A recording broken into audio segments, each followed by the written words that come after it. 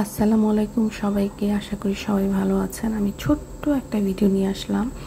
আমি ঘুম থেকে উঠে দেখলাম যে আমার কাছে একটা নোটিফিকেশন আসছে, যেটা হচ্ছে এসা ড্রিম লাইফ, মানে শারমিনের হাজব্যান্ড রাজের যে ইয়েটা ছিল যে সবাইকে ছেড়ে একেবারের মতো চলে যাচ্ছি। তো আমি তখন ক্লিক করলাম। ক্লিক করার পরে দেখলাম যে ভিডিওটা নাই, আনঅ্যাভেলেবেল। দেন আমি এটা ভালো করে চেক করার জন্য বিভিন্ন চ্যানেলের থাম্বনেলগুলো চেক করলাম, কিন্তু কোনো কিছু পেলাম না।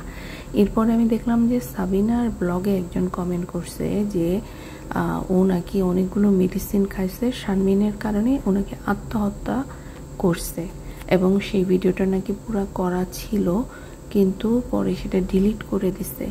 দর্শক, আপনারা কি কেউ কিছু জানেন? কাইন্ডলি আমাকে একটু জানাবেন। আসলে তো জিনিসটা খুব খারাপ হয়ে গেল না, যে কার কারণে কিসের জন্য হইলো, একটা মানুষ ভালো আছে কি না।